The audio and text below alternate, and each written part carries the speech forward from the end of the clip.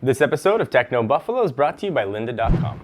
What's up, everyone? Welcome back to the episode of Rumor Roundup. I'm back doing Rumor Roundup, at least for this week, and it feels good. It feels like I'm back in an old chair, putting on a comfortable jacket. I've got my slanket on, the new fancy ones with the tuxedos, and I'm comfortable. I'm ready to rock.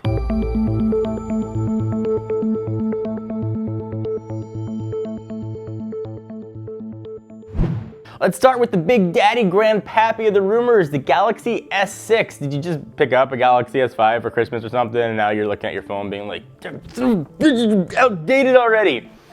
It happens in the tech world. Samsung's Galaxy S6 is likely due out early 2015, which by my calculations is like 2 days away, unless you're watching this in 2015. We might see an announcement at Mobile World Congress, which takes place in Barcelona in early March, at least. The rumors are suggesting that Samsung wants to get this sucker out the door as quick as possible to make them and everyone forget about the Galaxy S5, which didn't do so well for them. We've heard varying reports noting that it might offer curved bezels, but new images suggest it might just look like a larger version of the Galaxy S5, which Samsung is doing in the past, and I was hoping that they were going to make a different design cue since they pretty much for the past couple of years designed one phone and then just make different sizes of it, including the tablets. So very blurry images published by Torangi.ir shows us what might very well be the Galaxy S6. The pictures that you'll see right now are placed next to two previous generations Galaxy S devices, including the S5 and S4, and it appears to borrow huge design languages from both. You'll notice that the notifications on the screen appear to be the new design offered in Android 5.0 Lollipop, and the device is taller than the S5, although with smaller bezels, so larger screen, smaller bezel. That seems to be the way phones always go. In another, even blurrier shot with crazy obvious enhancements, it also appears the back is made out of a brushed metal, which lines up with recent rumors suggesting Samsung will add more of that material on its devices to make them feel more premium and less plasticky and fake leathery. So obviously with leaked photos, we don't know the legitimacy of these. So take them with just like, was that a golf ball size grain of salt, tennis ball, or hybrid of those things. But if the phone is going to launch soon, we should start to see things start cropping up as it starts to enter the manufacturing phase.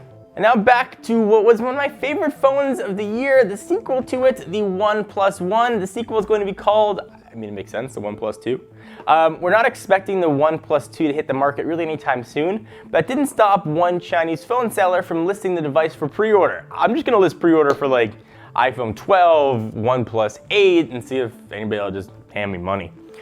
Geek Buying recently offered up a list of specs, pricing, and even an alleged image of the OnePlus 2, although it's unclear where the site's getting this information from. My guess is that they're getting it just from their mind. They're like, oh, this seems logical, just write it down. So the image you are looking at right now, I would wager, and like a lot of money, probably is not the real OnePlus 2.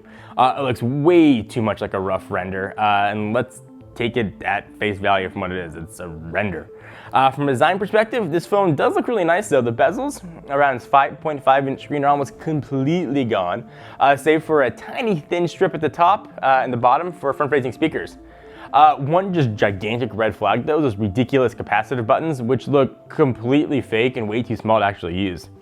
From a hardware side, the new OnePlus smartphone will apparently offer the same 5.5-inch 1080p display, which is fine with me because I love that screen, along with the Snapdragon 805 processor, 16-megapixel rear camera, 5-megapixel front-facing shooter, a ridiculously large 3300 mAh battery, 3 gigs of RAM, and 64 gigs of storage.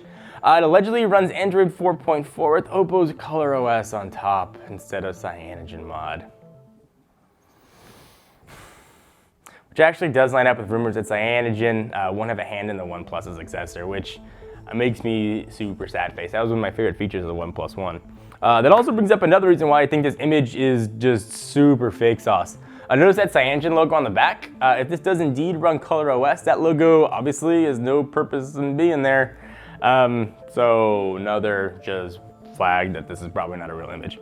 Overall, those specs are pretty similar to what we've heard in earlier leaks. Rumor has it the OnePlus 2 could also introduce a significant price jump compared to the original one, and Geek Buying lists the device for pre-order at $538 and a very important 19 cents, up from $349 for the 64-gig OnePlus One. Hopefully though, the new phone won't cost quite that much when it launches, although we're not expecting an official unveiling until later in 2015. So moral being, still buy a OnePlus One, it's a great phone, don't worry about it.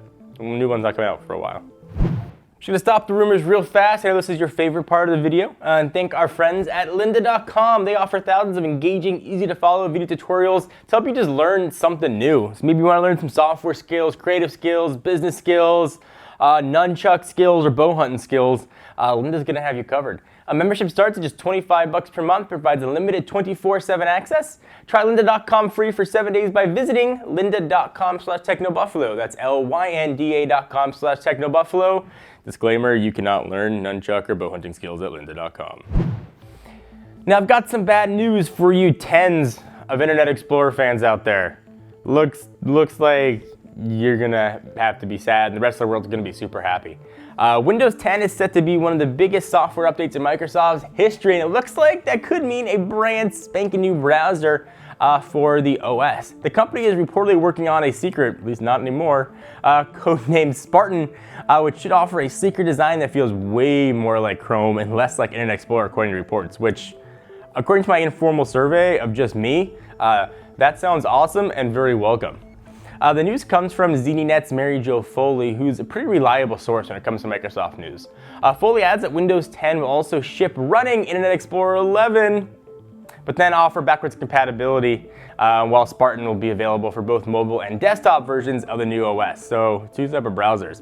There's no word on whether the rumored browser will be available for competing operating systems, although it's certainly possible given Microsoft's recent cross-platform strategy. I would not hold your breath. It's also worth noting that Microsoft isn't starting from scratch with the new Spartan browser. Apparently uses the same Microsoft engines for JavaScript rendering, so it could be pretty similar to IE on the back end. Microsoft is set to unveil the next chapter of Windows 10 at a press event on January 21st. It's possible, though, it could be our first look at Spartan, although ZDNet is saying the browser might not be ready in time. But maybe they'll show us a video of it, and we can see what it looks like and be like, bask in its non-Internet Explorer-ness. And listen, I know Internet Explorer's gotten way better. I use it on my Surface Pro 2, but it's fun to still bash it a little bit, even if it's not merited at all.